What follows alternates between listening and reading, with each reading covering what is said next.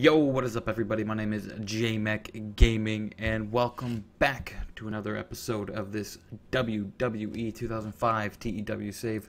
It's been a little bit since we've run this series, been a little bit caught up with life. Let's just leave it at that, but we're back. We're 2 days away from the Royal Rumble. This is the last Smackdown beforehand. Let's see what happens. Let's just get into it. Let's run the show.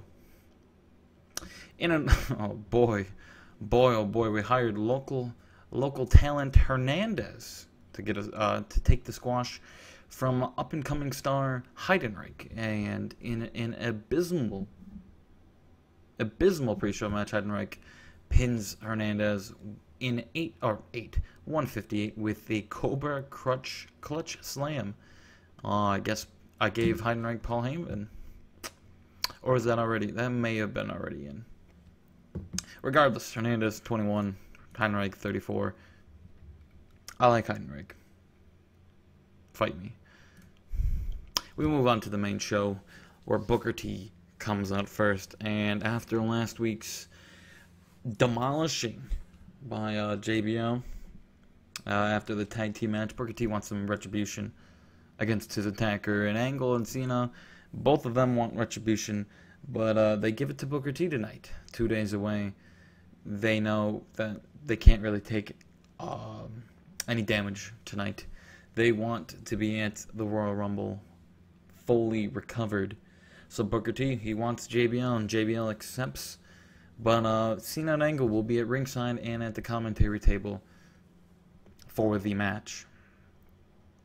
So Booker T, JBL to main event the last SmackDown before the Royal Rumble. We go ahead to commercial, and after the words, Paul London's already out to the ring, and he tells the men in the ring that this is now a #1 contender cruiserweight challenge match. The rules are very simple. You win, you move on to tomorrow or Sunday night at the Royal Rumble to take on Paul London. Paul London's been champ ever since Funaki got hurt, I think, on the first Velocity of the series, and he dropped the belt, and London got the vacated belt. And in a bout that had decent wrestling but not much heat, Jimmy Yang defeats Nunzio and Chavo Guerrero in 8:17 when Yang pins Nunzio with the Yang time. Actually a decent little match right here, 63. Chavo carrying the match in ring with a 68. Jeez. Jimmy Yang with a 56, Nunzio 54. And after the match, Yang and Paul London, they have a little stare down to end that little segment. We move on to just some matches that happened because it's the go home, and SmackDown doesn't have a lot of talent at the moment. In a poor match, Orlando Jordan defeated Shannon Moore in 6:58 with the Orlando Magic, the trademarked NBA team. So I think Orlando Jordan pinned Shannon Moore with all 12 or 15 Orlando Magic players. Okay, that's good for you, Jordan. We move on after that. We go to backstage where Mark Jindrak and Charlie Haas challenged the Big Show last week after getting beaten up by him after him and Jindrak's match. And Jindrak doesn't really want to team up with Haas because Haas wants to team up with him to take on the show tonight. Jindrak's just trying to laugh him off, but he accepts it. So they will team up to take on the Big Show in a handicap match. Afterwards, we have a Royal Rumble contender match. Rene Dupree, Scotty to Hotty, and it's about that at Subpar Wrestling. And Little Heat, Rene Dupree books his ticket into the Royal Rumble. Last week, he had a good match against Eddie Guerrero, so I thought, let's give Rene Dupree a spot in the Rumble. So, Rene Dupree pins Scotty to Hotty in 8:27 with the Lower Valley Driver. Good for you, Rene Dupree. Good for you. He moves on to the Royal Rumble. Scotty to Hotty sent home packing. And then after the match, Rene, he celebrates in the ring. He knows he's got a chance at immortality into main event WrestleMania, as he is in the Royal Rumble. We move on to one of these. Another match. Originally, I had this booked down as Hardcore Holly getting booked into the Rumble, but I forgot last week. Hardcore Holly was announced in it, as he picked his number. So it's whatever. Hardcore Holly defeats Luther Reigns in 805 with the Holocaust. Oh boy. Boy, do I need to change that move. I don't like that name. Okay. After the match, we have another match. We have that had decent wrestling, but not much heat.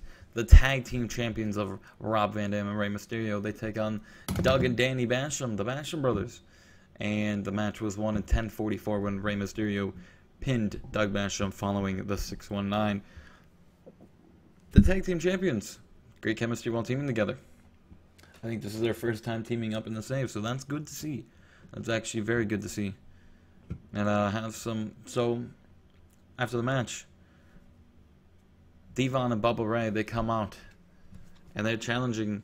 They're already #1 contenders. But after last week, after putting Rey Mysterio through the table, they challenge Ray and Rob to a table match.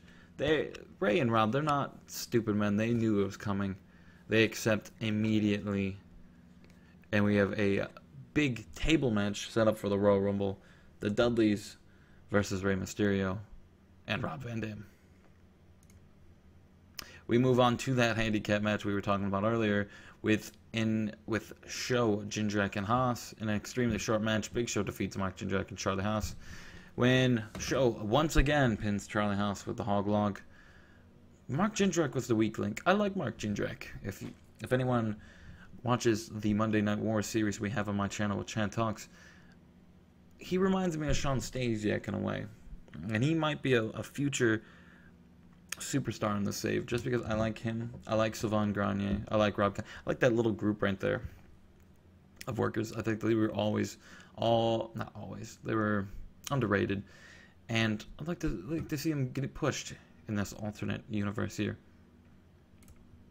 So we move on to the hype vignette of The Undertaker and his debut at the Royal Rumble, basically. We move on to Eddie Guerrero, basically just backstage, talking about how he's going to win the Royal Rumble. How he's going to win the Royal Rumble from #1. And he seems pretty into it. He seems like he's going to win. He's very determined to get this shot to take on JBL at the Royal Rumble. But we move on to that main event. And about that had great wrestling and good heat. JBL defeats Booker T in 1656 with the clothesline from hell. There were times when there was a definite lack of psychology on display. Okay, fair enough. John Cena was pretty weak at the announcing table. Whatever. He's not an announcer anyway. Who cares? But JBL going into the Royal Rumble with another win, especially over the United. Yeah, no, is he especially over the #1 contender to the United States Championship? I had a brain fart right there. I thought he was a champion. But regardless, Booker T taking a pinfall. JBL looking strong. John Cena on the announcing table laughing. Kurt Angle, he wants that belt from JBL. He wants the belt bad. We end the show with a 78. Show still lost its popularity. Oh boy. What can we do? That was episode fucking 10? Yeah, 10. I'm gonna go with that. Of this WWE 2005 save. The next show, the next episode you will see is the Royal Rumble, and I'm gonna try to upload this series a lot more. I finally got some time to I don't know, just lost my will to record for a little bit these last few weeks, so we will see the series move on. We will see if anyone watches the Draft Day Sports College Basketball. I'm recording an episode right after this, so that series is still alive. So if you're a fan, if you haven't seen that, go check that out. But anyway, episode 11, the Royal Rumble, will be next. That'll be out whenever this is out. Probably the day after this. Leave a like. Leave a comment. If you're new to this channel, hit that subscribe button. Let's get us to 200. We're almost at 200, boys. And we'll see you for episode 11, the Royal Rumble. See you.